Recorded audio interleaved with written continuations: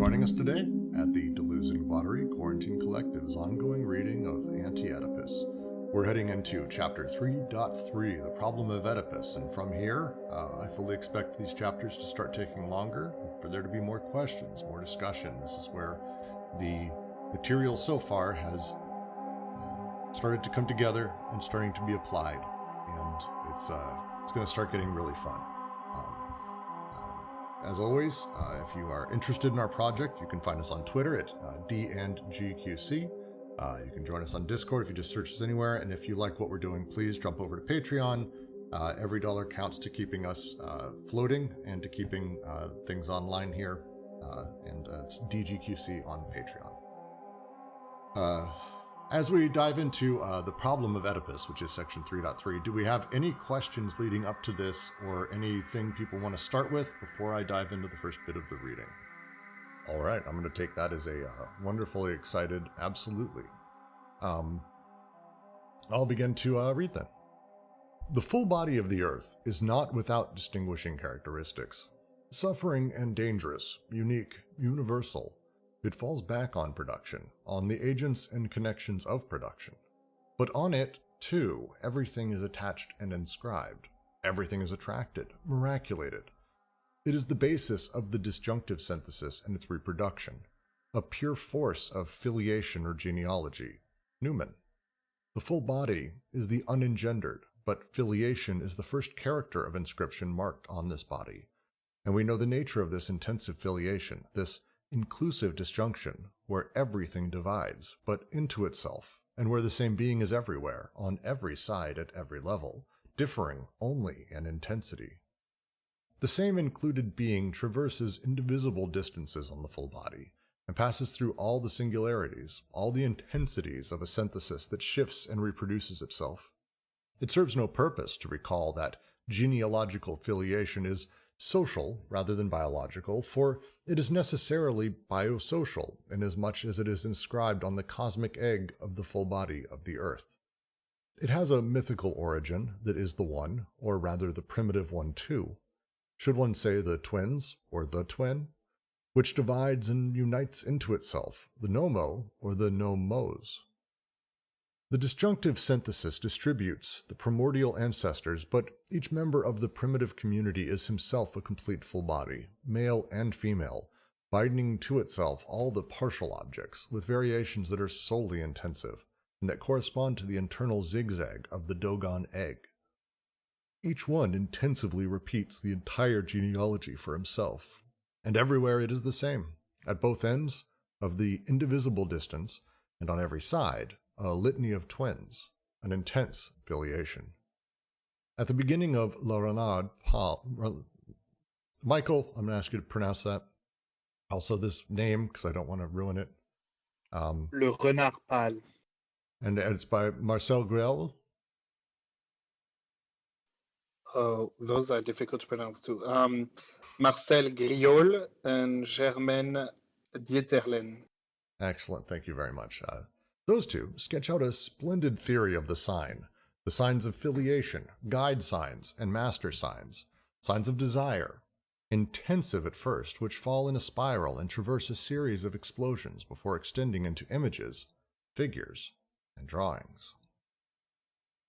The last section dealt with the idea of this primitive territorial machine and the earth, the way that territory was perceived.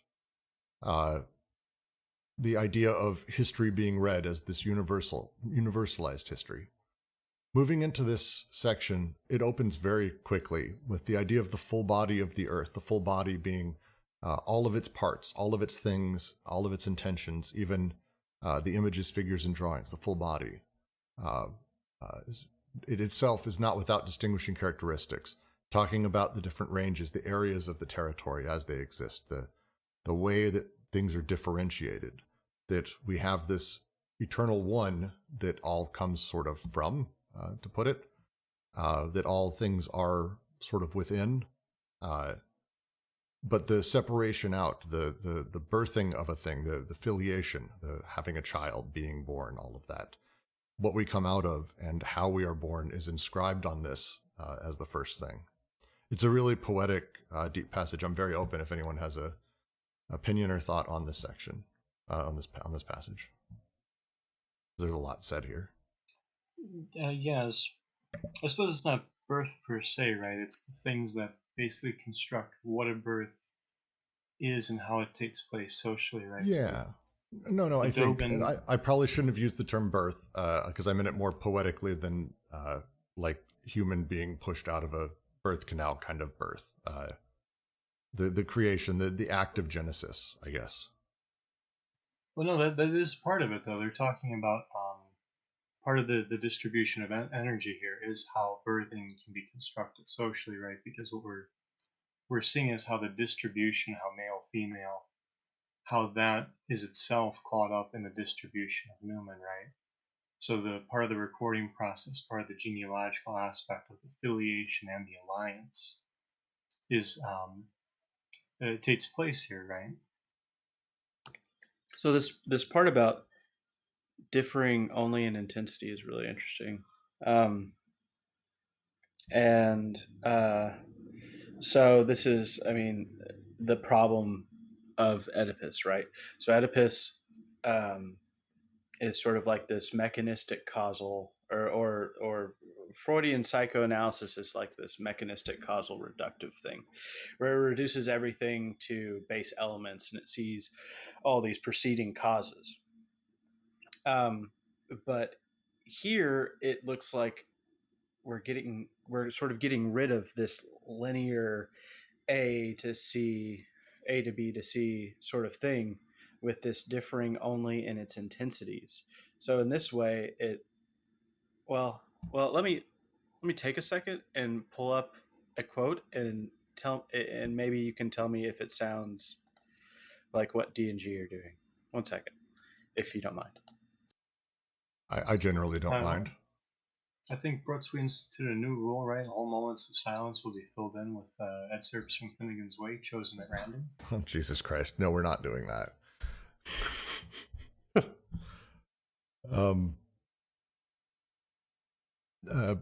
Where do we start with something else while we're waiting for that? Because there's so much said inside of this. The question in there, why are they talking about twins? In what way do they mean that? I think they go into this a little bit more, but they're drawing on, and I don't know Marcel Real's work, but they're drawing on a particular myth from the Dogun to demonstrate what they're talking about. So in the previous section, like Brooks was saying, they talked about how a socius functions, what it's going to do, right, in terms of codification, in terms of territorialization. And even if we just say about birth, right, that's part of what we're seeing here is the filiative generation. But the socius also, especially the earth, also adds to fashion a memory, which is part of your alliance, kind of your ex-axis, if you will. And so the Dogun ache here, this is part of the fashioning of memory that the socius does. So this myth, the story, the creation story, however you want to call it, is part of the distribution of Newman through the second synthesis, and it's acting through a creation story. Well, and the creation story they're utilizing here, and they talk through it, they will use the term Dogun egg, not just here, but elsewhere, and they use the term Nomo or Numo.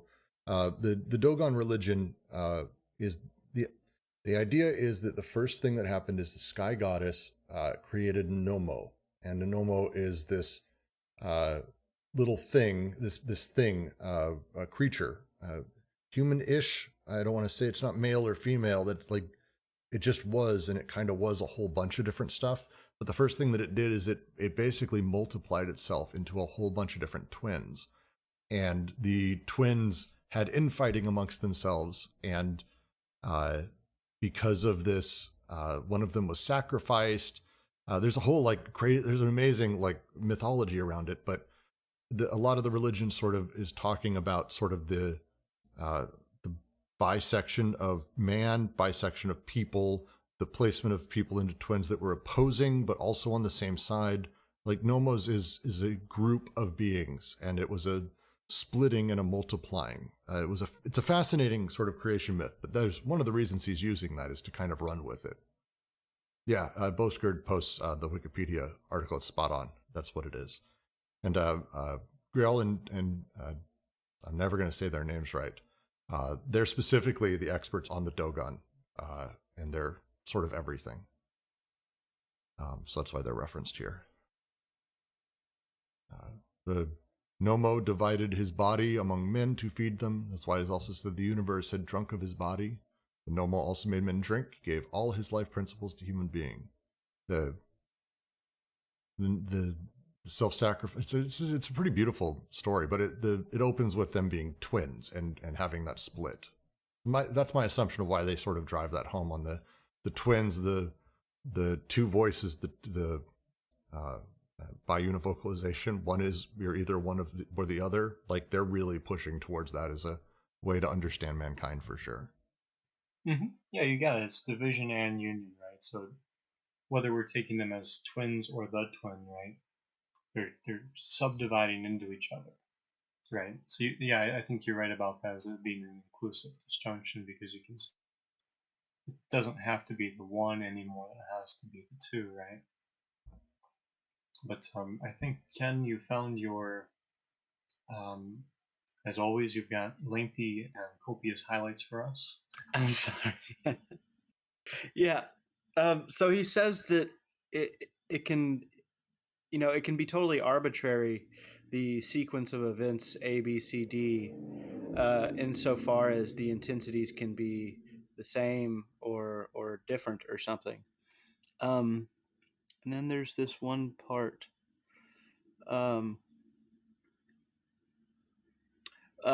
Right here. The final energetic view, on the other hand, sees the sequence thus: A, B, C are means towards the transformation of energy, which flows causalously from A, the improbable state, entropically to BC, and so to the probable state here. Probable state D.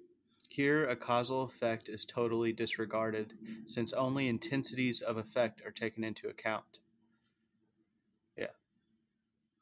So, I mean, does that resonate with what's being said here? I'm uncertain here, specifically. The way as I'm looking at this that he's talking about and being very particular is the sort of nature of instant understanding affiliation, a pure force affiliation or genealogy. Newman is kind of this natural thing. The full body is unengendered, but filiation is the first character of inscription marked on the body. The first thing we know is filiation, our lineage, our own genealogy. We know the nature of this intense affiliation, this inclusive disjunction where everything divides, but into itself, where the same being is everywhere, at every side, at every level, differing only in intensity.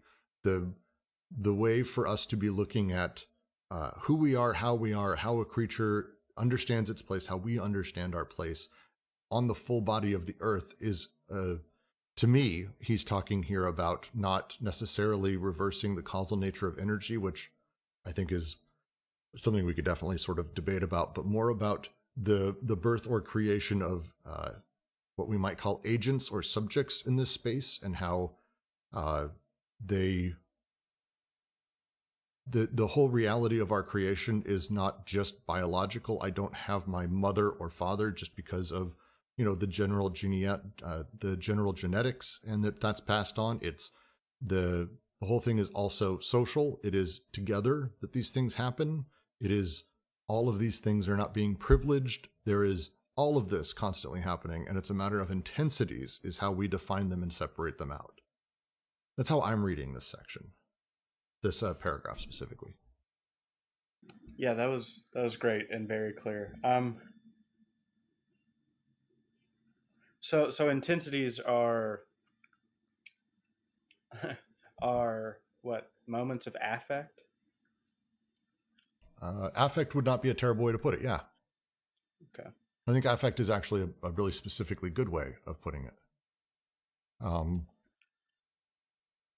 Yeah, I would say affect. But they're saying that intensities, like in these different registers, so like filial, that they have a specific quality in the different territories they are, or whatever. Like do the filial intensities have the quality of being familial intensities? Or is it just like they're affects that have no real preformed quality, and it's just that you're within the frame of some sort of familial alliance that they're seen that way? Do you see what I'm trying to ask? Yeah, so it's all production here, right? So that it's not even just that they're seen that way, right? We're talking about how memory is fashioned and actually distributed during the second synthesis. And as you start getting into intensity, you're passing into voluptus, right? So you're getting into consumption and consummation. But yeah, I think what I would say to that is with the filial, right? You have the alliance because they coordinate together, right? They're part of the same distribution, or rather, they're distributed with each other. I think is probably the easier way to say that. I'm actually going to step in because I see where you're going, Jeff. I'm going to say I'm going to take another angle, because what they're being very particular here to talk about is we have to talk about it in the context of where it is in the text. We're talking about around the nature of territorial inscription, where the socius is the full body of the earth, and savagery, as they call it. Specifically in the case of that, we're talking about the filiative, and in that socius, unlike ours, and this is why it's probably difficult for us to understand, my family is my parents, and my filiative line is Dexter, my son. Maybe I have cousins. That's like all of us. That's the way, sort of under capital, the nuclear family arranges socially and biologically our filiative alliance, our filiative world. In the primitive socius, in the savage, the way that they lived and the way that they are, that's not how filiative works. Filiative is an incredibly complex set of lines that they understand back, not only back generations, but also how their sort of connections interweave them across almost horizontally, across almost the alliance as well. Like, we're talking about intensities of the overall way that you connect with people in the filiative line being deep and expressive and a hyper-networked pattern, which is the case during the full body of the earth, the socius, the original socius, the first socius that they're describing. And that's, I think, their point here, is that genealogical filiation is social rather than biological. It is biological as it's inscribed in the egg, the beginning of time. We have that tied back, but it's mythical as well because we're born into it and we understand who we're connected to, the twin, who we are, who we will be, what different choices we're making. We're still connected to all of that in relation to the entire filiative alliance that we're part of. That's to be very specific. That's what I think they're trying to get at here. And that's, I may be skipping ahead because I know it's coming in the next one, but like they're ending and then they move in. I'm gonna read the next, like, because it's like a half a paragraph. It's just a few lines. If the full body falls back on the productive connections and inscribes them in a network of intensive and inclusive disjunctions, it still has to find again and reanimate lateral connections in the network itself, and it must attribute them to itself as though it were the cause. These are the two aspects of the full body, an enchanted surface of inscription, the fantastic law, or the apparent objective movement, but also a magical agent or fetish, the quasi-cause. It is not content to inscribe all things. It must act as if it produced them. It is necessary that the connections appear in a form compatible with the inscribed disjunctions, even if they react in turn on the form of these disjunctions.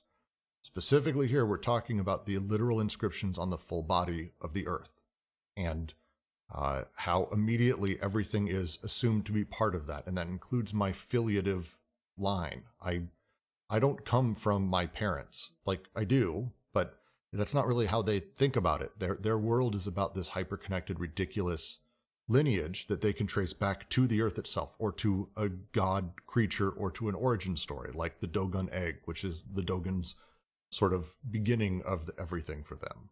And that's why they use that setup. It's about the earth saying, I'm the reason you're here, is how it feels to be within the socius that is the earth. Sorry, I keep rambling. I'll stop. I thought that was great. I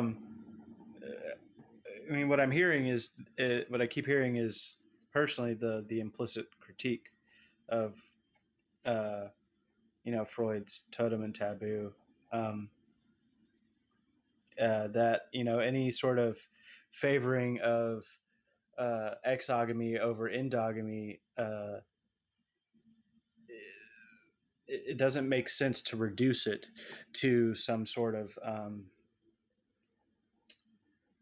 nuclear family relationship that, like, you're competing with either your father or your mother for one of the other's love or recognition or something like that,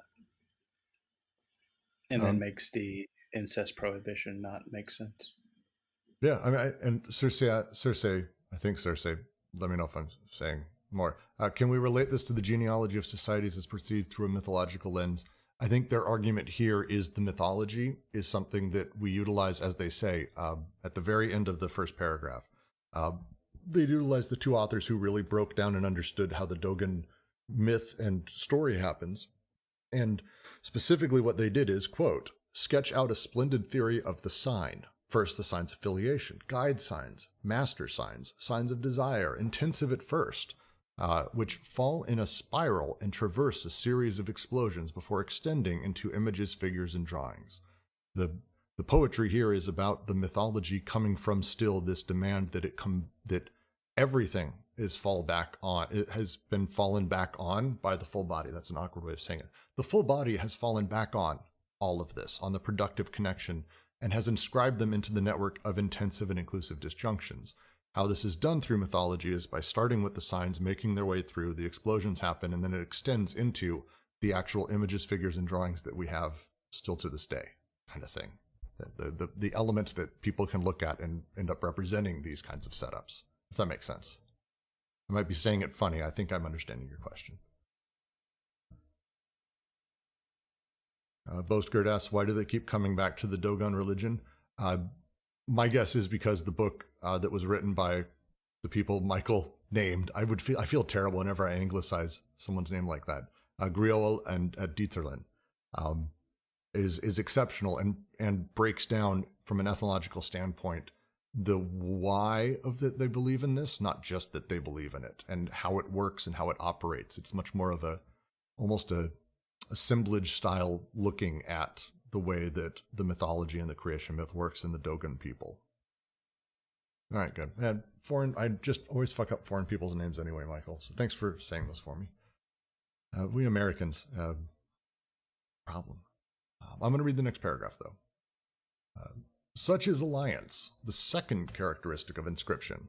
Alliance imposes on the productive connections the extensive form of a pairing of persons, compatible with the disjunctions of inscription, but inversely reacts on inscription by determining an exclusive and restrictive use of the same disjunction. It is therefore inevitable that alliance be mythically represented as supervening at a certain moment in the filiative lines, although in another sense it is already there from time immemorial. Marcel Griol describes how, among the Doguns, something is produced at a certain moment at the level and on the side of the eighth ancestor, a derailment of the disjunctions which cease to be inclusive and become exclusive. Once this occurs, there is a dismembering of the full body, a cancelling of twinness, a separation of the sexes marked by circumcision, but also a recomposition of the body according to a new model of connection or conjugation, an articulation of bodies for and between themselves, a lateral inscription with articulatory stones of alliance. In short, a whole arc of alliance. Alliances never derive from filiations, nor can they be reduced from them, but this principle once established, we must distinguish between 2 points of view, the economic and political, where alliance is there from time immemorial, combining and declining itself with the extended filiative lineages that do not exist prior to alliances, in a system assumed to be given in extended form. The other mythical, which shows how the extension of a system takes form and delimits itself, proceeding from intense and primordial filiative lineages that necessarily lose their inclusive or non-restricted use.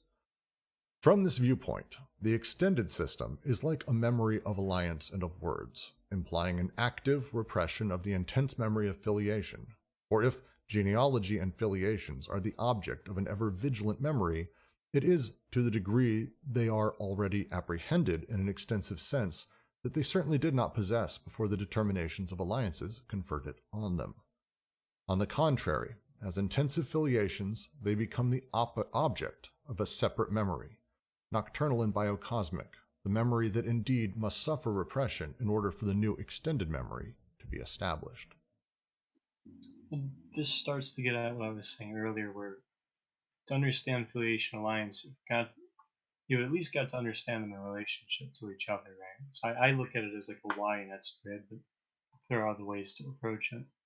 But what they're building out here is how the disjunctions, right, the use of Newman during the second synthesis, the relationships between the alliant and the filiated, right? And here they bring in the two sides of it, and the talks about how alliances, they don't derive from filiations. Again, they say the same thing, that you can't deduce alliances from filiation.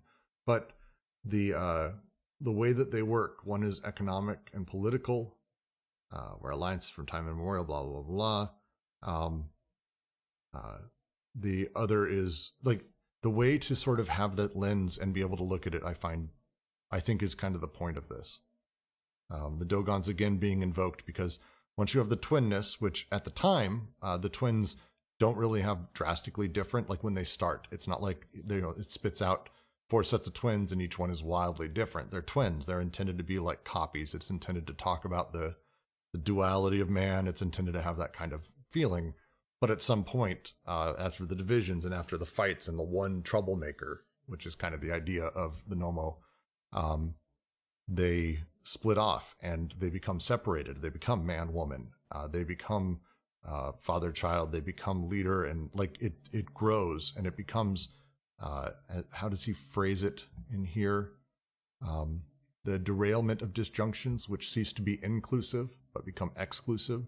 Once this occurs, there's a dismembering of the full body, a canceling of twinness, a separation of sexes, but also recomposition of the body according to a new model of connection. What they were before that, not sexless, they were both sexes, which isn't the same thing as being sexless. They also weren't like hermaphroditic. They were both in that odd sort of way that only a myth really can be, really fascinating. But they were also having twinness canceled, which I think is a fascinating way to talk about the inclusive disjunction, where everything is kind of part of that. All of us have something in common with the Nomo when it was first born. As it divided and as it separated out, as they did this, suddenly I look at myself, I go, oh, I have a penis, I'm a man, I am like that Nomo, is what he's talking about here. And it's a really interesting idea to say that that's the dismembering of the full body. That is the moment when we've separated ourselves out. That's when we've removed the body from the organs, so to speak. I like it. I'm always fascinated by their language around this, because it's the idea of myth. The memories of genealogy and filiation are already apprehended in the extensive sense that they did not possess before the determinations of alliances conferred on them. That they all come together. Deleuze says in Logic of Sense and a few others that the moment you are part of language, language comes as a whole. You can't sort of be part of the world of language. I think Lacan said the same thing. Like, once you're in it, and that's it. And this is kind of that. Once you're in alliances and once you've, apprehended that and made it part of you with that memory, it all comes together. Comes at once, if that makes sense. Yeah, before you go on, we should spend a minute on what's going on here in terms of, so we've got inclusive disjunctions right now. All of a sudden we're exclusive disjunctions. Yeah, that might be worth digging into a little bit more. Oh, sure. So such is alliance, the second characteristic of inscription. Alliance imposes on the productive connections the extensive form of a pairing of persons compatible with the disjunctions of inscription, but inversely reacts on inscription by determining exclusive and restrictive use of the same disjunctions. It is therefore inevitable that alliance be mythically represented as supervening at a certain moment in affiliative lines, although in another sense it is already there from time immemorial. So right, you're seeing kind of you're seeing how alliance here actually affects the disjunctive uses, right? So the alliant use of Newman actually works back on itself in a sense, right? So you actually get an exclusion in the memory. So for to kind of contextualize it, right? When something happens, I usually use business as an example because I think it's easier. But when something happens in an organization, right? It's not necessarily predicated on the roles, right? It's not the boss and or rather, it's not the manager and the managed, right? But the memory includes that, right? And it can even seem to be that. In that sense, you're seeing part of the exclusive disjunction, uh, cutting off providing the kind of either or with the roles, but also having been part of um, the same process in a different capacity altogether, which is kind of interesting. Yeah, the inclusive and exclusive disjunction, like as a concept and that switch, I know we've gone over it already at this point a few times, but it's going to come up a lot. And the idea of the exclusive disjunction is essentially saying that in Lacanian terms, the symbolic and the imaginary are very separate things. And there's a line between them, and this is that, and this is that, and that's the way it goes. Whereas an inclusive disjunction, while still having, because it's a disjunction, there's still disconnection. By being inclusive, it allows those to say, no, they're not so different. Actually, we can continue to relate them, and we can have them together inside of the same property or the same thing, or they can be part of the same setup. And it's a big shift to sort of be thinking about that instead of this constant separating out disjunction. Yeah, it's sort of like what we saw in 1.2, where we talked about how during the second synthesis, the paranoiac and schizophrenic work through and with each other, right? So you're seeing how the alignment and the affiliative or the inclusive and exclusive disjunctions actually are part of the coordination, right? Remke also asks, I guess she was curious about the role of repression here, citing, from this viewpoint, the extended system is like a memory of alliance and of words, implying an active repression of the intense memory affiliation. How does it imply a repression of the memory affiliation? So this is kind of interesting because they do this elsewhere. In fact, where I always reference the diagrams, they do this same kind of, I guess I would call it a rhetorical move. So if you notice, they're saying from this viewpoint, they're going to go on, right, and then say, on the contrary, as intensive affiliations, they become an object of separate memory, nocturnal and biocosmic, the memory that indeed must suffer repression in order for the new extended memory to be established. So there's a little bit more going on here. Yeah, and it's going to actually, Rimka, that is going to get teased out a lot more in the next few paragraphs. Ojat says, so inclusive disjunction synthesis is like the gelling of otherwise different terms, like an emotion. It sort of. The idea that there's no such thing as a man or a woman. I am, Brooks, me, myself, I am neither gay nor straight nor bisexual nor anything. I am not a thing, the thing, a thing.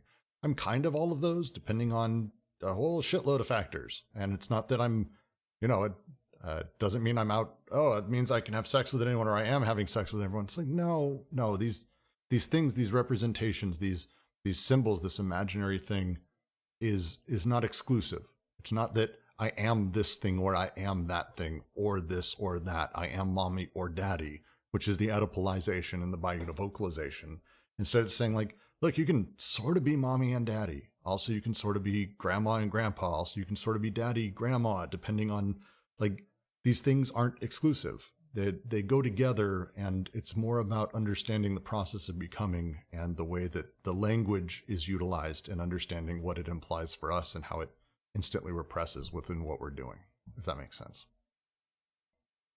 Hope that answered. I'll continue to the next paragraph, though, because I do want to keep heading through this. We can better understand why the problem does not in the least consist of going from filiations to alliances, or of deducing the latter from the former. The problem is one of passing from an intensive, energetic order to an extensive system which comprises both qualitative alliances and extended filiations. Nothing is changed by the fact that the primary energy of the intensive order, the numen, is the energy of filiation, for this intense filiation is not yet extended and does not yet comprise any distinction of persons, nor even a distinction of sexes, but only pre-personal variations in intensity, taking on the same twinness or bisexuality in differing degrees. The signs belonging to this order are therefore fundamentally neuter or ambiguous, according to an expression employed by Leibniz to designate a sign that can be positive as well as negative. It is a question of knowing how, starting from this primary intensity, it will be possible to pass to a system in extension where the filiations will be filiations extended in the form of lineages, comprising distinctions of persons of parental appellations, or the alliances will be at the same time qualitative relations, which the filiations presuppose, as much as vice versa. In short, the ambiguous intense signs will cease to be ambiguous and will become positive or negative. Little bit more explained out what I was just saying about how we aren't really anything. The idea of twinness, again, going back to the Dogun and their the first god, the way that they sort of behaved. We are sort of both, but at some point through this, we do separate ourselves out. Like, what is that? How does that work? Because it's where we came from, where we're going, our literal genealogy, and then our alliances, which are the rest of the sort of larger social network and how they interact. It's a great paragraph. I'm actually wanting to jump to the next one, unless anyone has a comment, because the next one is more, this may be seen clearly again, which I kind of like diving straight to. All right. This may be seen clearly in a passage from Levi Strauss explaining for the simple forms of marriage the prohibition of parallel cousins and the approbation of cross cousins. Each marriage between two lines, A and B, bears a positive or negative sign, according to whether this couple results from a woman being lost to or acquired by line A or B. When he says line here, he means like lineage, familial lineage. In this regard, it is not important whether the regime of filiation is patrilineal or matrilineal. In a patrilineal or patrilocal regime, for example, quote, related women are women lost, women brought in by marriage are women gained. Each family descended from these marriages thus bears a sign, which is determined, for the initial group, by whether the children's mother is a daughter or a daughter-in-law. The sign changes in passing from the brother to the sister, since the brother gains a wife, while the sister is lost to her own family. End quote. But, as Levi Strauss remarks, one also changes signs in passing from one generation to the next. It depends upon whether, it depends upon whether, from the initial group's point of view, the father has received a wife, or the mother has been transferred outside, whether the sons have the right to a woman or owe a sister. Certainly, in real life, this difference does not mean that half the male cousins are destined to remain bachelors. However, at all events, it does express the law that a man cannot receive a wife except from the group from which a woman can be claimed, because in the previous generation a sister or a daughter was lost, while a brother owes a sister or a father a daughter to the outside world if a woman was gained in the previous generation. The pivot couple, formed by an A man marrying a B woman, obviously has two signs, according to whether it is envisaged from the viewpoint of A or that of B. And the same is true for children. It is now only necessary to look at the cousin's generation to establish that all those in the relationship, positive-positive or negative-negative, are parallel to one another, while all those in the relationship, positive-negative or negative-positive, are cross. End quote. It seems like a fairly straightforward, more mathematical take on how we find debt between families, how people are passed, how the lineage and alliances, again, come into being, how the understanding of my sister being owed or me gaining a wife is a mentality that is existent and very much based on one person marrying in or outside of their familial group which side is losing what and which side is gaining as a mentality. Perhaps there's a obviously there's like this level on the socius, but maybe there's also a underlying point about intensive processes here. In that the way in which a set of intensive processes might be seen to like inherit or have relations in that way. Yeah, I think that's right. So like, even when we're seeing cousins or right children or these different ways in which children are produced simultaneously, right? Your point is to extend that further and say this also affects how, I don't know, milk is being made in that, yeah? No, I would say more so that sometimes it seems like a notion, like, or an intensive process, right? Like this very fundamental thing, it has like these complex like alliances and was born from like another intensive process. And that these are all like complex relationships that exist even on the body without organs. You mean the full body of the earth in this case? Or do you mean the body without organs? Well, I mean, he's talking about the full body of the earth. What I'm saying is that it's applicable on both sides, right? Oh, that's true. That's fair. That's fair. Or maybe that's a worthwhile thing to think about at the very least. No, I think it's spot on because it's about recording. We're talking about recording. Like that's the big thing for these last few paragraphs is when I come into being and subjectivity, how do I relate to the people around me, the things I'm supposed to do, my obligations, my actions, all of that. Like why do I do what I do? Recording's a major part of that. And the way that the full body falls back on the production of these relationships, and it does so in this process by having these sort of massively complex alliance and familial lines that, again, I enter into sort of just by being born into them, and the web is there waiting for me for this massive, complexity that I can be if it turns out I'm the daughter and the family only has daughters. Well, that sucks for the dad. Like there's a whole bunch of different rules that come with it and debts and how I could lose a sister but gain a wife, or I gain a sister if I'm a woman, but I also lose myself to another family, and why and how. The way I find this and how I pass into this is in their minds not a series of exclusive disjunctions, but instead inclusive series of intensities that I'm passing into this and that I'm becoming part of with this whole thing. That's why they keep going back to the positive or negative as a thing. It's like this overall who owes what when, and if I were to mathematically break it down like Levi Strauss does here, I could map out topologically this large scale, oh, well, this family is down 12 points, this one's up 3 points, this one's down 6, and slowly figure out the alliance. It's a lot more complex than that, but that's kind of, I think, what they're getting at here, that like you have this sort of, again, I'm jumping ahead to the next paragraph. I should stop that. I think that's what they're pointing out, that Levi Strauss has had as this sort of natural mathematical setup for the entire thing. Yeah, I would go so far as to say it's a type of accounting, right? But it's not the accounting we're used to, because usually accounting is somewhat retrospective, usually, sort of. But what we're seeing here is, and this is their point with the myth at the end of that paragraph where they write about the different signs in that. Here we go. Guide signs, master signs, signs of desire, intensive at first, which fall in a spiral and traverse a series of explosions before extending to images, figures, and drawings.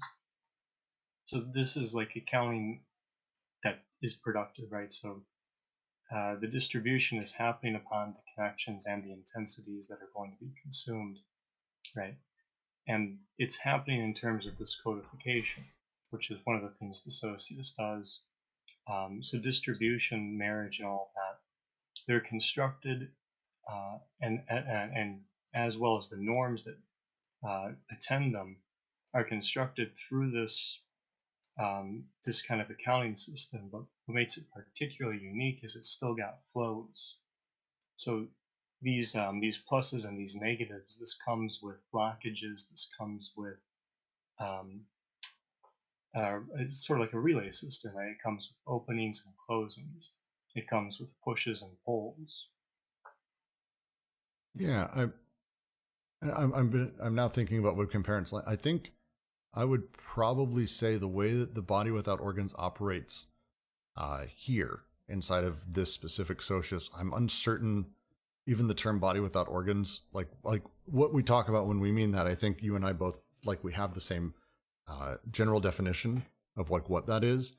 I'm uncertain that that exists in the same way in this space, because the whole reality is that the socius sets that up. Like, the body without organs is telling me who I am and what my relations are between things and what relations are between stuff. I'd be hesitant to say that the socius doesn't do that for people under both the savage, the earth socius, and the despot. That's sort of determinate by your social layout rather than by any sort of BWO. Like, the socius is the one that tells you how things relate, rather than you having your own body without organs as a unique subject. I don't think it exists in the same way. It's worth debating, but that's just some quick thoughts. I think we have to be really careful, because I would have said that they were both pre-codeterminate, right? Because obviously, whatever your own subjectification is going to affect the way that you see the socius, and whatever the socius is going to affect your subjectification. Yeah, as I've been thinking about this more. That's what Guattari says about it, at least, when it comes to the 4 types of unconscious, which I don't want to go too into here. But Guattari Fridays, 5 p.m. PDT. But yeah, as I've been got a plug. But as I've been thinking about it more, I think the big thing is how the relationships get constructed, right? So how the socius is going to produce the subject. Like you're saying, you're absolutely right. The viewpoint of the subject is going to be conditioned on those 3 syntheses, yeah. But I think the major thing is going to be, and this is what they're doing, right, with this system of flows and blockages, connections and disconnections, through this, what I'm calling an accounting system, but it's just Leibniz, right? So it probably is more mathematical than it is financial. But it serves that purpose. And so with that, and to your point about the way that processes produce other processes, right, it fits into this this construction of relationships and, in some sense, construction of conditions too. This would be a worthwhile discussion for us to have at some point. I like this. It's a thing I'm completely not certain of. I think I agree with you, though, overall, webcam. I do. I'm just trying to think about how to specifically voice that when we talk about, the determinate nature of the socius and how it operates. Because I think they've said things like that the socius inside of the socius inside of the first socius overdetermines desire, and as such almost overwrites the body without organs. I think they even said something like the body without organs can only exist in capitalism. I'm going to have to find these quotes. I will find stuff like that. It is a good discussion. I'm going to put a note down for that. Starting to get into Heidegger territory here. I know. Being in the world, the body without organs in the socius. We have a Heidegger reading group for a reason. It didn't happen out of nowhere. I mean, it sort of did at first, and then it's like, oh shit, this is actually not bad. Yeah, it's a whole thing.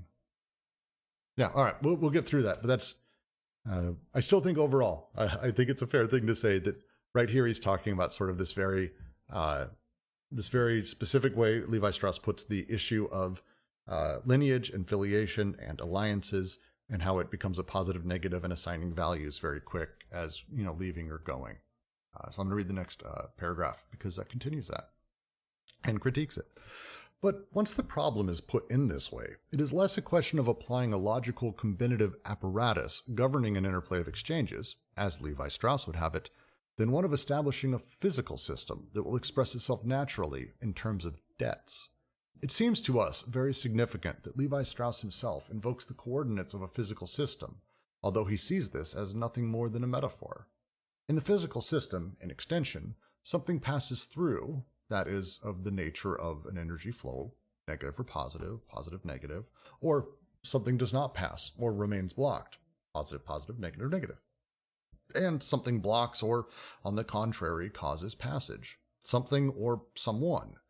In this system, in extension, there is no primary filiation, nor is there a first generation or an initial exchange, but there are always and already alliances, at the same time as the filiations are extended, expressing both what must remain blocked in the filiation and what must pass through in the alliance. I don't necessarily have a ton. I think it's a fairly crisp thing. I'll try it. We try to analyze every paragraph. To him, the positive, positive, negative, negative is not a metaphor. What Deleuze and Guattari are doing here is they're saying, no, there's more than that.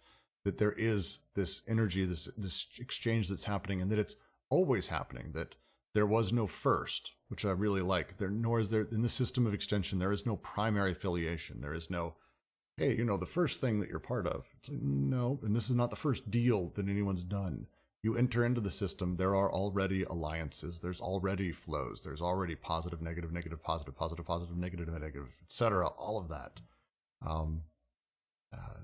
As the filiations are extended, expressing both what must remain blocked in the filiation and what must pass through in the alliance. It's already decided by the time sort of you come into it. I really like that. It's a really crisp critique and really simple, and I think, again, makes their point that they're trying to get at here about the socius and how it organizes the production and how it claims it for itself rather than these people being part of it as a setup. Born into debt, very much. Is that far off, generally? Yeah. Maybe I'm not sure when the paragraph will give you, when the section will give you the opportune moment, as our friend Jack Sparrow likes to say. But I think this does get into what you were saying about the critique of taboo and totem. So at some point, maybe it'll be a good opportunity to expand on that. But one of the big things here, right, is to your point about endogamy and autogamy, right? Like, well, what makes all of that possible, right? And, why would there be a norm for it to be good or bad, right? How does an ethics get constructed through this? Or rather, in attendance with it, right? Because it's a simultaneity in my perspective. And that's kind of what you're seeing here, right? That's why I say it's like an accounting system, where he said, Deleuze and Guattari say it's not a metaphor, right? It's a physical system. It's doing stuff, right? It's making all of this possible through the direction and restriction of flows or coordinations or connections, right? It's producing the intensities that are going to be consumed and consummate the assemblage. So we're seeing how this is not like this isn't just like a far off chart of accounts, right? This is all taking place right there in the creation of memory, and also the actual production in society, or rather the production of that society. I will continue to the next paragraph as we move a little bit further. But again, more Dogun, so be ready for more Dogun. The essential is not that the signs change according to the sexes and the generations, but that one passes from the intensive to the extensive, that is to say, from an order of ambiguous signs to an order of signs that are changing but determined. It is here that resorting to myth is indispensable, not because the myth would be a transposed or an inverse representation of real relations in extension, but because only the myth can determine the intensive conditions of the system of production included, in conformity with indigenous thought and practice. That is why a text of Marcel Grill's, which looks to myth for a principle that would explain the avunculate, seems decisive to us, and seems to avoid the reproach of idealism that usually greets this kind of attempt. We have a similar view of the recent article in which Adler and Cartry return to the question. These authors are right in remarking that Levi Strauss's kinship atom, with its four relationships, brother-sister, husband-wife, father-son, maternal uncle-sister's son, presents itself as a ready-made whole from which the monster as such is strangely excluded. Although, depending on the circumstances, she can be more or less a kinswoman. I said monster, didn't I? Why did I say monster? Jesus. So, Seems like it might be something edible. Yeah, it's a Freudian little thing there. All right, I'll say it again. Presents itself as a ready-made whole from which the mother, as such, is strangely excluded. Although, depending on the circumstances, she can be more or less a kinswoman, or more or less an affine in relation to her children. Now, this is indeed where the myth takes root. Myth that does not express, but conditions. As Grial relates it, the Urogo, breaking into the piece of placenta he has stolen, is like the brother of his mother, with whom he is united by this fact. Quote, this individual went away into the distance, carrying with him a part of the nourishing placenta, which is to say a part of his own mother. He saw this organ as his own and as forming a part of his own person in such a way that he identified himself with the one who gave birth to him.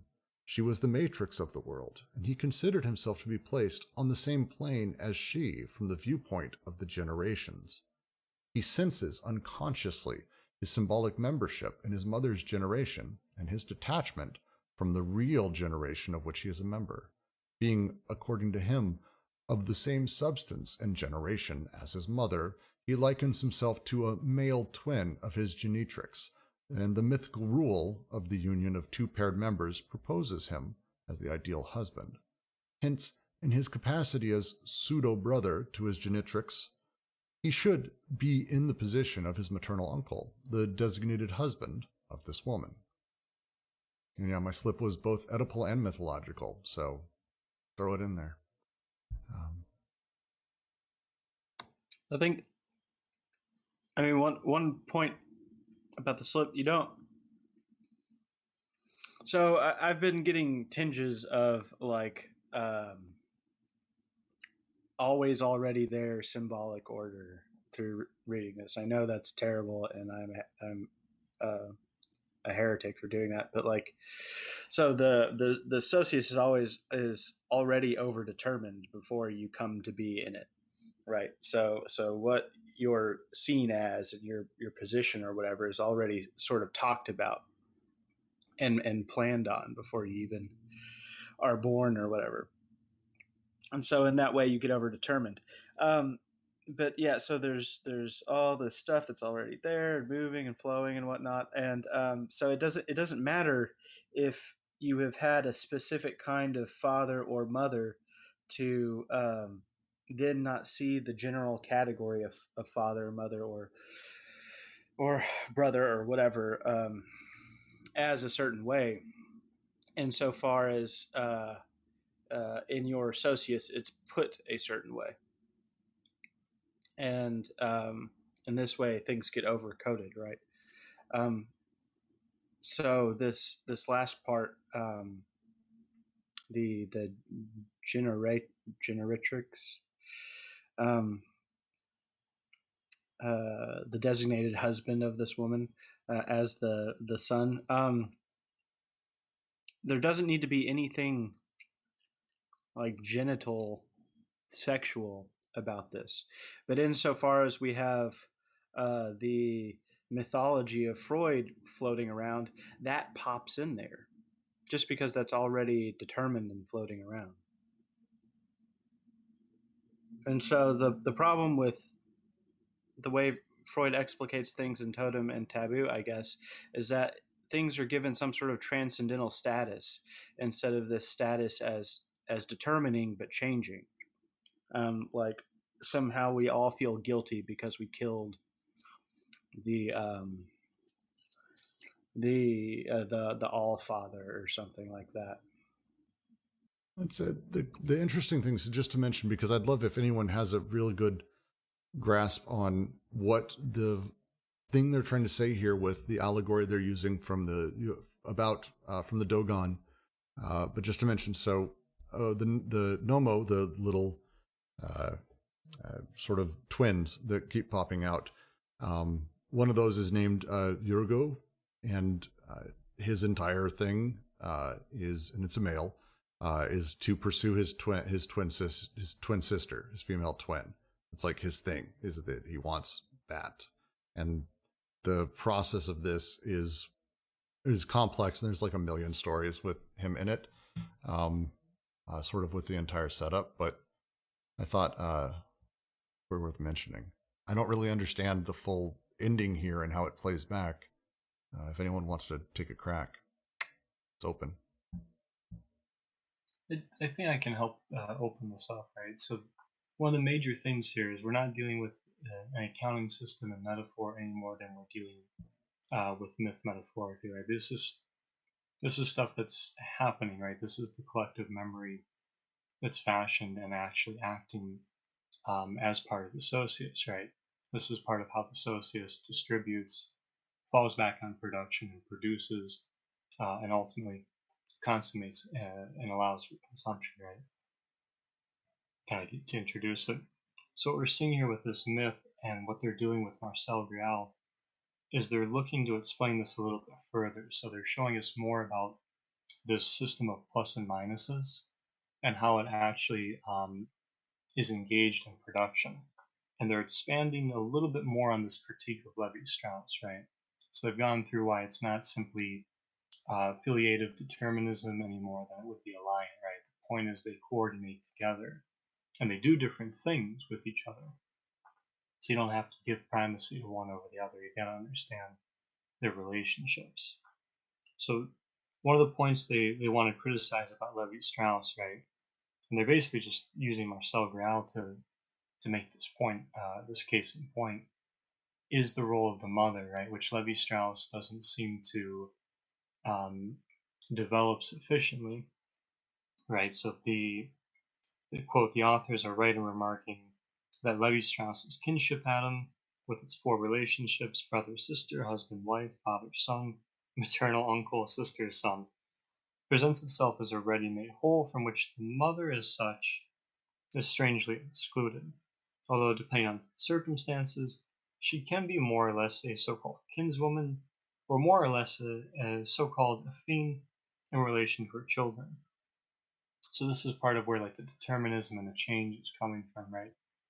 The Levi-Strauss thing shows us one way of taking it is to take it as like the universal deduction, but more so it shows us different possible coordinations, but it also shows us that the mother as such is part of what makes these possible, but also has to be allowed to circulate in certain ways to make certain coordinations possible, right? So the mother could go, what happens as mother, that distribution can move a certain way with the flow to allow something like the the husband-wife, but the mother could flow differently, right? Or it could be blocked as part of the maternal uncle, sister, son. So you're seeing how the mother, even though there is this form of determinism in terms of coding, right? In terms of what these functionalities do, we're also seeing how there is this sort of plus minus aspect of it, right? Where the mother can be part of the blockage of the flow or part of the promulgation of the flow. I think that makes me want to move right into the next paragraph because I think you're making some of the points that they're starting into. So I'm going to do that.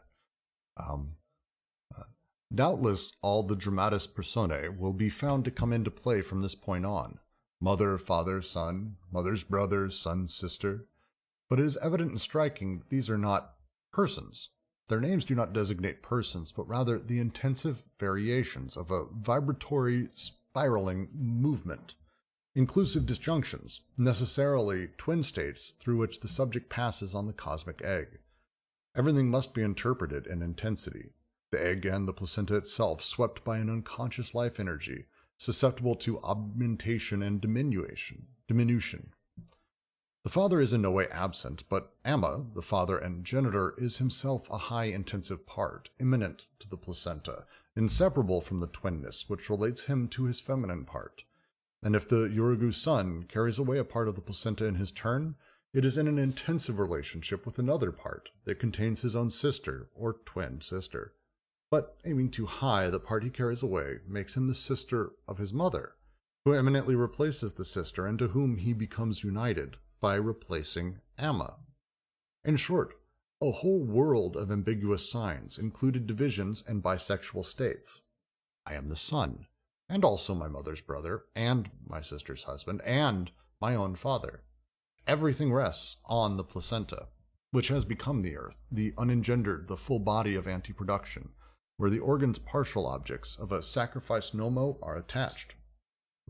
It is because the placenta, as a substance common to the mother and the child, pardon me, a common part of their bodies, makes it such that these bodies are not like cause and effect, but are both products derived from this same substance, in relation to which the son is his mother's twin. Such is, indeed, the axis of the Dogun myth related by Griol. Yes, I have been my mother, and I have been my son. It is rare that one sees myth and science saying the same thing from such a great distance. The Dogun narrative develops a mythical Weismanism, where the germinative plasma forms an immortal and continuous lineage that does not depend on bodies. On the contrary, the bodies of the parents as well as the children depend on it. Whence the distinction between two lines, the one continuous and germinal, but the other discontinuous and somatic, it alone being subjected to a succession of generations. T.D. Lysenko employed a naturally Dogun tone, turning it back against Weisman to reproach him for making the son the genetic or germinal brother of the mother. The Morganist Mendelians, following Weisman, start from the idea of the parents and are not genetically the parents of their children. If we believe their doctrine, parents and children are brothers and sisters. Is there a paragraph break in anyone's text, or am I going to read this entire page? I have a paragraph text, and I don't think it would be wise to continue because the following paragraph is also a page long in mine. So good God. All right, fair. I'll stop there. So to get it started, right? So the last point they made in the preceding paragraph was getting into the role of the Matrix, right? So they're all good Baudrillardians. They went out and saw Neo's movie. No, of course they didn't do that. More so, it's the Matrix in terms of the system of possibilities, but also how they actualize, right? So, and this is one of my favorite points they make, right? It's not so much about somebody being a father, right? This is an ontological point. It's about the father as an intensity in its distribution and subjectivity, right? We're talking about how the bodies rely on these disjunctions, right? Rely on libidinal energy, right? So the three syntheses more precisely for what they're going to do, but also for their, right, that functionality, their subjectivity, and the connections and relationships, right, and the disconnections for that matter. So we're seeing here how the possibilities, but also how they actualize, into, all bound up in codification, have this kind of matrix function, right? Particularly expanding on the way the mother fits into that. Yeah, and I think, a large part of this is, again, them diving deep into this idea. Levi Strauss, and please correct me if I'm wrong on this, because I'm not super read in Levi Strauss, they mentioned it earlier, his sort of 4 quadrants of people that matter, the kinship atom, the brother, sister, husband, wife, father, son, maternal uncle, sister, son, the 4 relationships. He considered those to be determinate, that they are the same everywhere, that there is a sort of way that society works. And this is the base level of all of it. And this was his idea.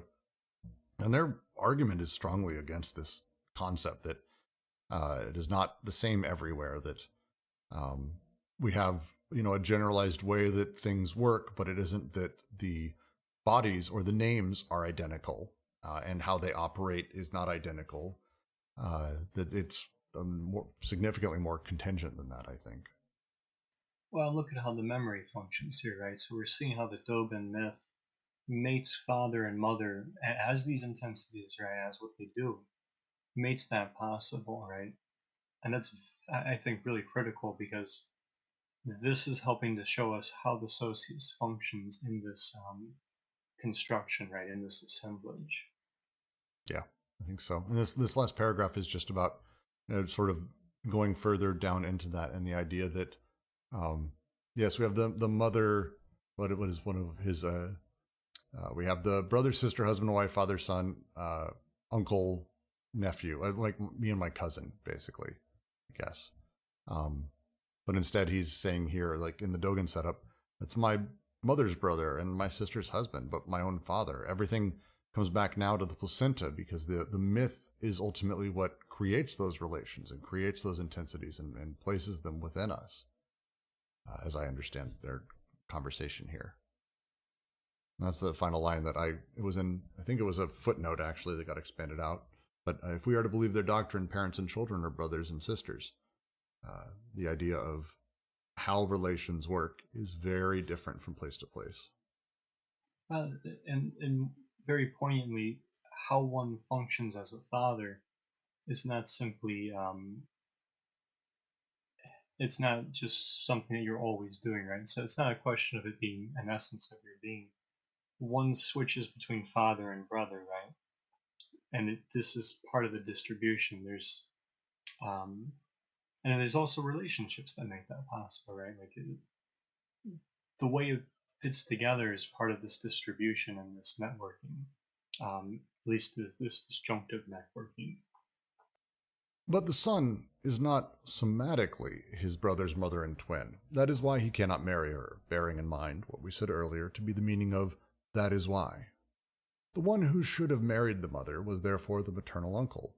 The first consequence of this is that incest with the sister is not a substitute for incest with the mother, but on the contrary, the intensive model of incest as a manifestation of the germinal lineage. Then again, Hamlet is not an extension of Oedipus, and Oedipus to the second degree. On the contrary, a negative or inverse Hamlet is primary in relation to Oedipus. The subject does not reproach the uncle for having done what he himself wanted to do. He reproaches him for not having done what he, the son, could not do. And why didn't the uncle marry the mother, his somatic sister? Because he must not, except in the name of this germinal filiation, marked by ambiguous signs of twinness and bisexuality, according to which the son could have done it as well, and could have been himself this uncle in an intense relationship with the mother twin. The vicious circle of this germinal lineage closes, the primitive double bind.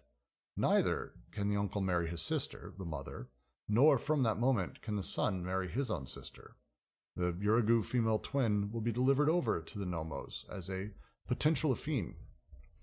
The somatic order causes the whole intensive scale to collapse again. Actually, if the son cannot marry his mother, it is not because he is somatically different. He's somatically from a different generation. Arguing against Malinowski, Levi Strauss has demonstrated convincingly that the mixing of generations was not in the least feared as such, and that the incest prohibition could not be explained in this manner. This is because the mixing of generations in the son-mother case has the same effect as their correspondence in the case of the uncle-sister. That is, it testifies to one and the same intensive germinal filiation that must be repressed in both cases. In short, a somatic system in extension can constitute itself only insofar as the filiations become extended, correlatively to lateral alliances that become established. It is through the prohibition of incest with the sister that the lateral alliance is sealed. It is through the prohibition of incest with the mother that the filiation becomes extended. There we find no repression of the father, no foreclosure of the name of the father. The respective position of the mother or father as kin or affine, the patrilineal or matrilineal character of the filiation, and the patrilineal or matrilineal character of the marriage are active elements of the repression, and not objects at which the repression is directed. It is not even the memory of filiation general that is repressed by a memory of alliance. It is the great nocturnal memory of the intensive germinal filiation that is repressed for the sake of an extensive somatic memory, created from filiations that have become extended, patrilineal or matrilineal, and from the alliances they imply. The entire Dogon mythology is a patrilineal version of the opposition between the two genealogies and the two filiations, in intensity and in extension, the intense germinal order and the extensive regime of somatic generations. All right. Well, Go. Okay, yeah. We should move on. All right. Okay. I'll take a crack. The intensities. Tiernan nails it here, I think. Tiernan, why are you server muted? It's wild. I'll fix that. So Levi Strauss sits there and he goes, "Hey, here's how society works. It's these 4 relationships. This is all of them." And they're like, wait a second. There's a lot more relationships than that. And those things are kind of, not really determinant. That's not, the thing. Instead, it's the nature of the socius, the organization of desires and production, that is laying this out. And the reason it lays it out with the incest prohibition is not that, I want to, we can't have you fuck your mom, so you can't do that. We tell people that. It's like, no, it's the way production is organized here is actually what lays out all of this. And the prohibition with the sister allows the lateral alliance. If I fucked my sister, I can't marry her off. And it's not that I think that, or I go, boy, if only I could just bang my sister or my mom. Like, that's not how it works. Instead, it's the production, the nature of production, kind of moves through things and organizes when it falls back on them. And so on the one side, the prohibition of incest with the sister is because we need the alliances. We need to have the extension, the growth of the group. The affiliation is with my mother. I don't fuck her. There's no repression of the father, no foreclosure in the name of the father, which they showed on very quickly. We can come back to that, Kent. The whole entire reality is that, to them, as they talk about it, is they are active elements of the repression. They are part of the machine that is doing the repression, but not objects at which repression is directed. That is a very particular note that they're wanting to hit, that it's not that they're directing repression at the mother or father or my desire to fuck with them or any of that stuff. It's that the mother or father, my relationships with them in the larger social sphere and the way the socius is operating, and my production of desire, as we've talked about from the beginning. Production of desire is production. So the desire is being produced, desires created through that nature. The repression and all of that, the machine, the social machine, the socius, organizes this. And as such, the nature of not fucking my sister and not fucking my mother is built into the way production operates under this socius. Because without one, I can't have alliances. Without the other, filiation goes to shit. And the production itself is necessary here. That's my version. Thank you for that. That makes a lot of sense. And it's, it's largely the thing that I guess Freud sort of missed in some ways. Some ways it doesn't, but that your parents aren't just your parents, right? They're also representatives of this larger machine.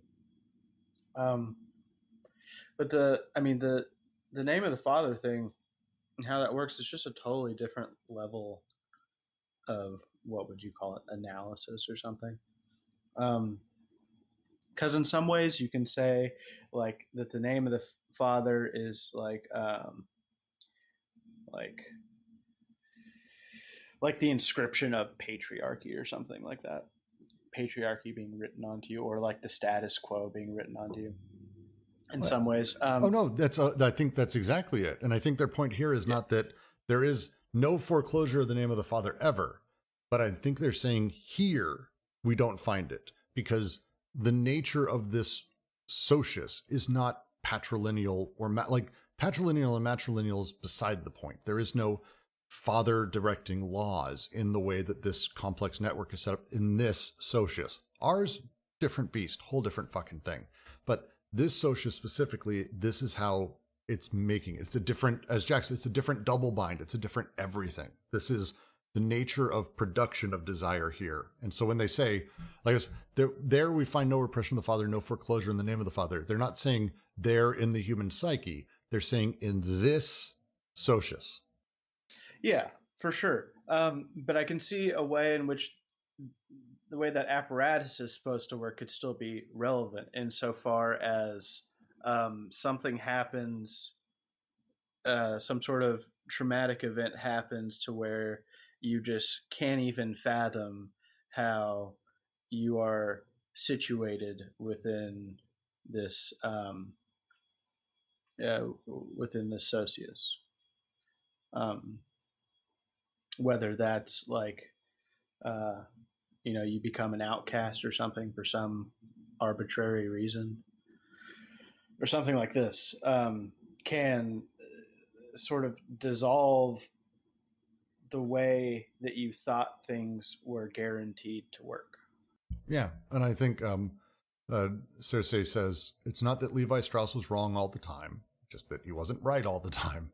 He did not uncover the symbolic superstructure of human society. I think, and as Jack says, they actually agree with him in this paragraph. I think their critique is not that he's completely wrong in every way. It's that there is no superstructure in that sense, but instead we need to be looking at the production of desire and how the production is organized, rather than these hard, fast rules of, well, it's everyone has a mommy, everyone has a daddy, and it's no, talk about how production moves, how things are incentivized and structured that way, because that's what produces us, produces desire, produces, production, effectively. Yeah, for sure. And in that way, mommy and daddy can be completely different things at these different levels. Yeah, well, I mean, that's their point. Yes, that's their entire point about the twinness or bisexuality, that the way that daddy is not my father. The name of the father would therefore be a thing, actually, if father was a thing. And that's, I think, their argument against Levi Strauss. It's not daddy, it's not mommy, it's these coextensive familial and alliance relations that, basically have their incentivization structures that the socius falls back on, tells us how production is made, and we fall in line, and our repression does as well.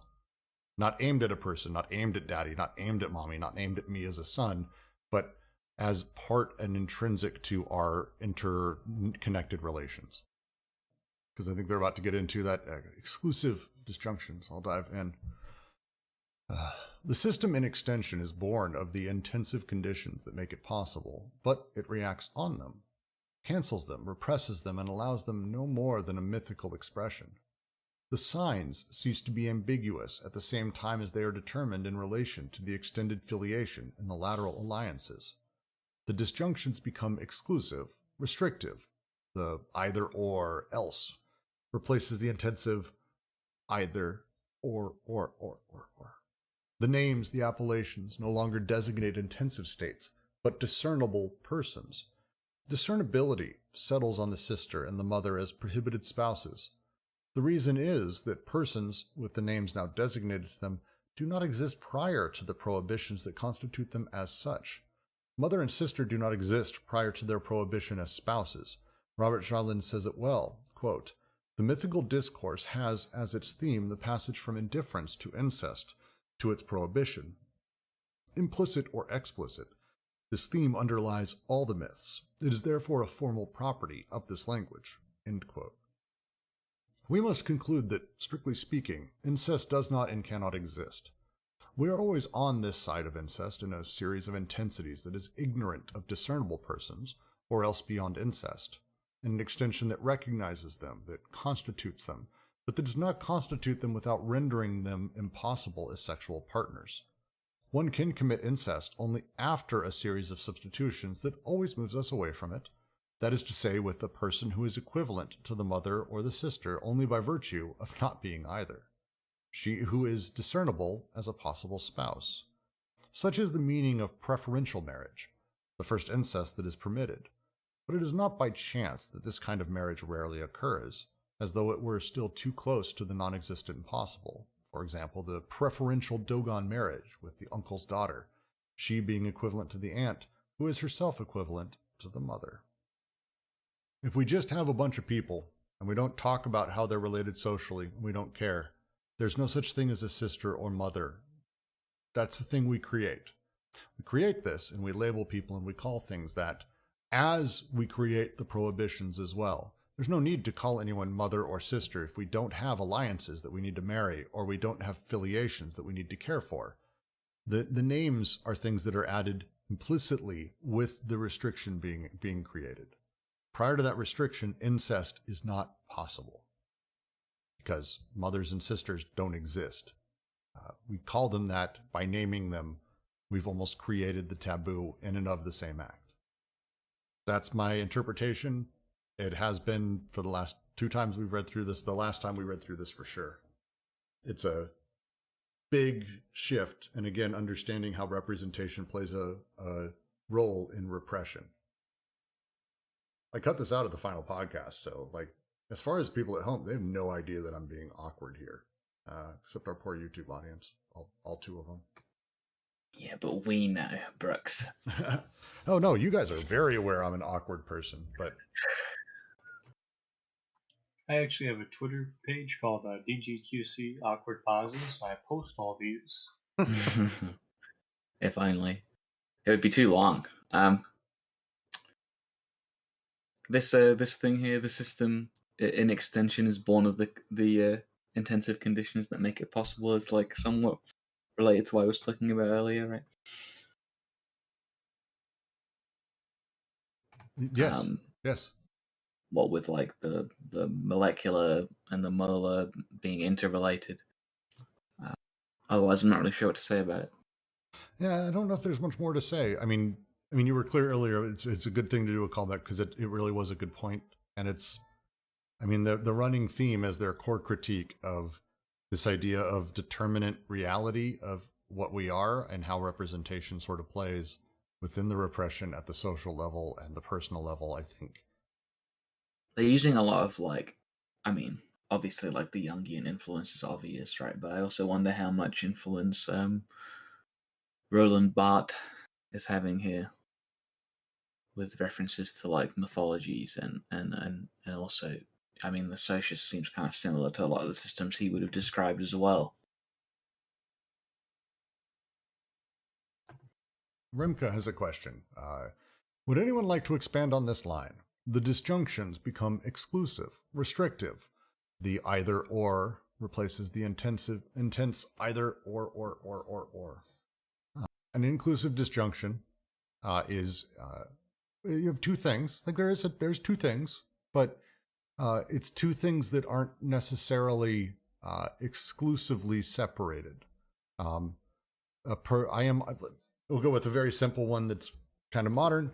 I am either gay or straight. I am man or woman. I am either or else.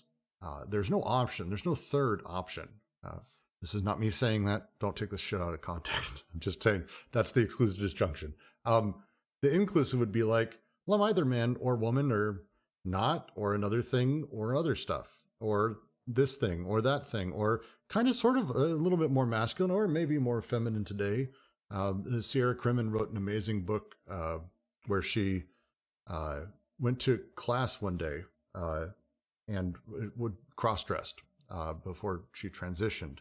One of the more complicated sort of sexuality stories. Sierra Crimmon's amazing. It's a worthwhile book to read sort of on the entire thing about man becoming woman and what that intentionality is. This is that. It's the either or rather than the either or else. That's the difference.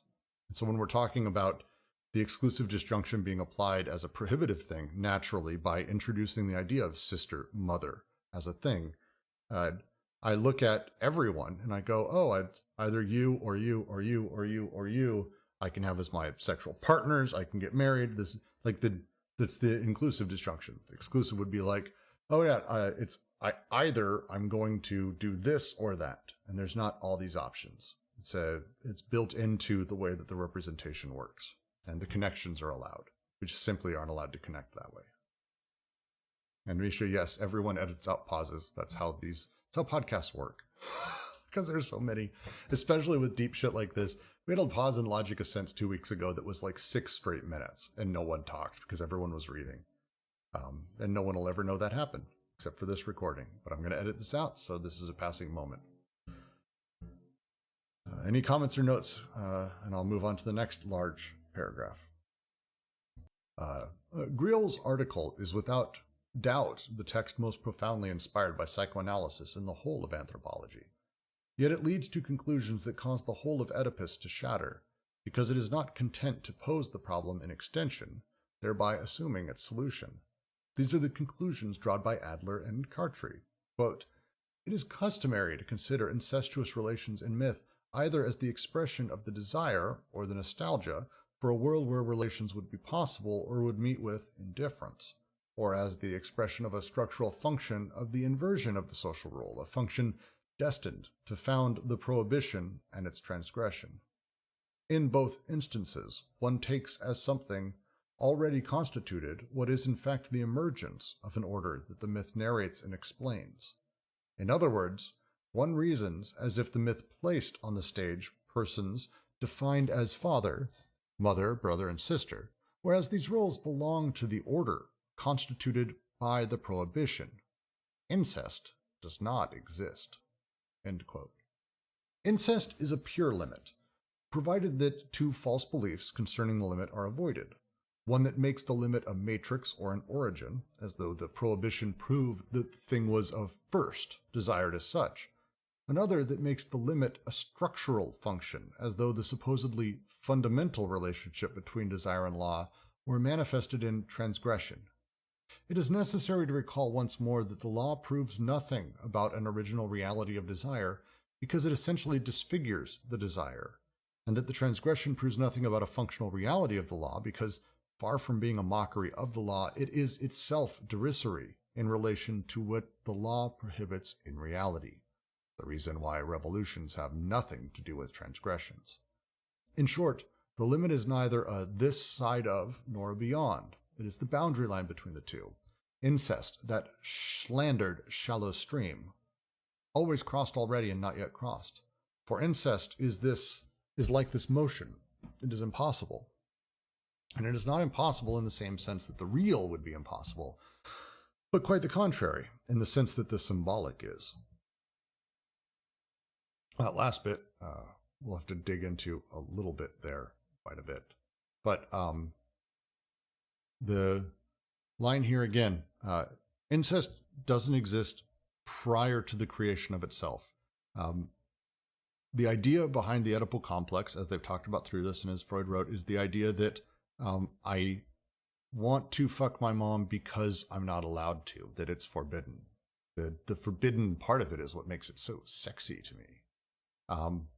And that isn't really the drive between it, as it works. It's not that that's the thing. They're also saying that it's not a first desire, that primordially I want to fuck my mom and that's my most important thing to me. Instead, their argument, as I said in the last one, the one before, and they're through this entire section, is that in a place where we do not have mother-daughter as a thing, there's no reason to have an incest prohibition. People don't have a desire naturally. They might fuck their moms, like in that whole thing, but it's not like, oh, I want to do it. Oh, I'm not allowed to. Now I really want to. Instead, it's the social relations and the production just outlines that you're not doing that thing. The example they used earlier, and I think they use again, is the idea of a hunter that eats its own kill. In primitive societies, that's seen as a significant faux pas. Also not a thing that really happened. Like, it's just not. It's something that happens now, but back it just wasn't. And they cite some things. There's some interesting books on it. Hunters would go out, they'd get their kill. They wouldn't just immediately start a fire, and eat everything and take the leftovers back to the group. They just didn't do that. It's not that because they were forbidden, or this is the way production flows. The same way that people today seem perfectly fine with going to work for the work that they're doing. People are getting more angry, but the way production is organized does this. And that's, I think, their underlying argument here, I think. The production organizes all of this. Well, I'll read the next bit about how it might be possible to fuck moms and daughters and sisters. Because why not? What does it mean to say that incest is impossible? Isn't it possible to go to bed with one's sister or mother? How do we dispense with the old argument, it must be possible, since it is prohibited? The problem lies elsewhere. The possibility of incest would require both persons and names, son, sister, mother, brother, father. Now, in the incestuous act, we can have persons at our disposal, but they lose their names inasmuch as these names are inseparable from the prohibition that proscribes them as partners, or else the names subsist and designate nothing more than a pre-personal intensive state that could just as well extend to other persons, as when one calls his legitimate wife Mama or one's sister his wife. It is in this sense that we said we are always on the side of it or beyond. Our mothers and our sisters melt in our arms. Their names slide on their persons like a stamp that is too wet. This is because one can never enjoy the person and the name at the same time. Yet, this would be the condition for incest. Granted, incest is a lure. It is impossible, but the problem is always deferred. Is that not the nature of desire, that one desires the impossible? At least, in this instance, the platitude is not even true. We are reminded how illegitimate it is to conclude from the prohibition anything regarding the nature of what is prohibited. For the prohibition proceeds by dishonoring the guilty, that is to say, by inducing a disfigured or displaced image of the thing that is really prohibited or desired. Indeed, this is how social repression prolongs itself by means of a psychic repression without which it would have no grip on desire. What is desired is the intense germinal or germinative flow, where one would look in vain for persons, or even functions discernible as father, mother, son, sister, etc., since these names only designate intensive variations on the full body of the earth, determined as the German. Now, how is this an entire fucking page paragraph for everyone? Because this PDF has been pissing me off lately. Yeah, it ends it, but why is this? All right. It is always possible to use the term incest as well as indifference to incest for this regime composed of one and at the same time being or flow, varying in intensity according to inclusive disjunctions. But that is precisely the problem. One cannot confound incest as it would be in this intensive non-personal regime that would constitute it, with incest as represented in extension in the state that prohibits it and that defines it as a transgression against persons. Jesus Christ, that sentence. Jung is therefore entirely correct in saying that the Oedipus complex signifies something altogether different from itself, and that in the Oedipal relation the mother is also the earth, and incest is an infinite renaissance. He is wrong only in thinking that he has thus transcended sexuality. The somatic complex refers to a germinal implex. Incest refers to a this side of that cannot be represented as such in the complex, since the complex is an element derived from this side of. Incest as it is prohibited, the form of discernible persons, is employed to repress incest as it is desired, substance of the intense earth. The intensive germinal flow is the representative of desire. It is against this flow that the repression is directed.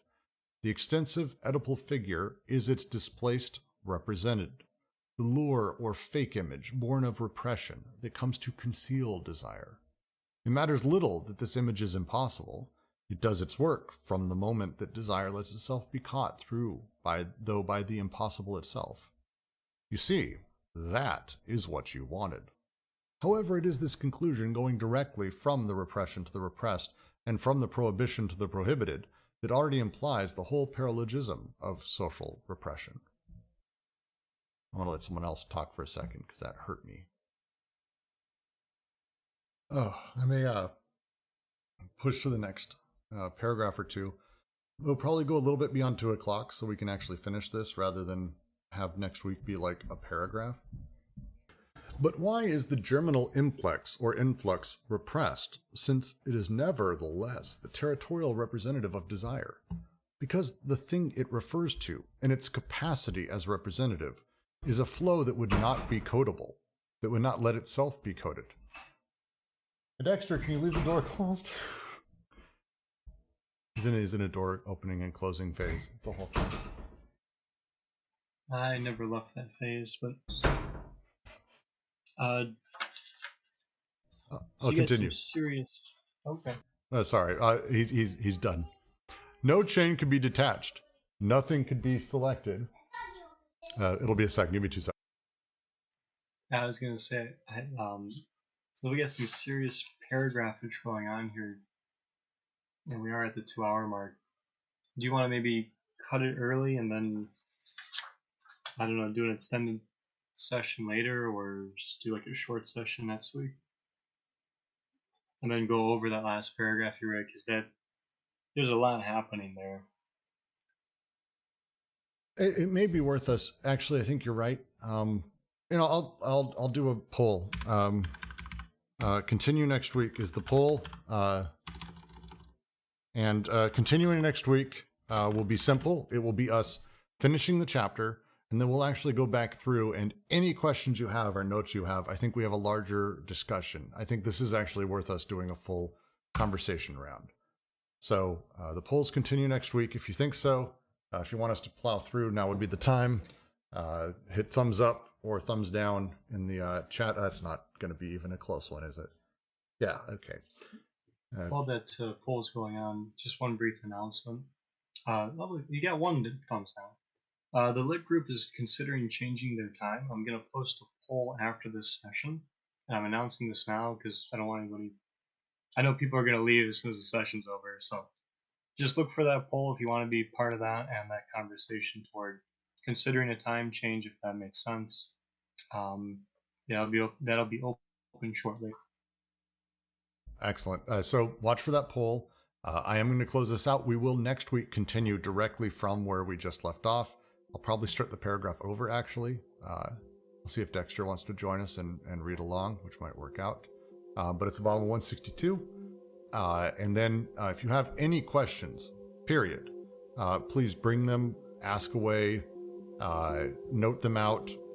We will have larger discussions. I think it's worth it. This is a really important concept to nail because we're talking about how repression works, and they're using Oedipus as the tool to do that.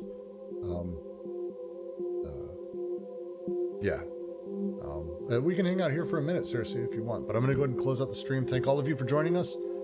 Feel free to join us on Discord, Twitter, and thank all of you for everything.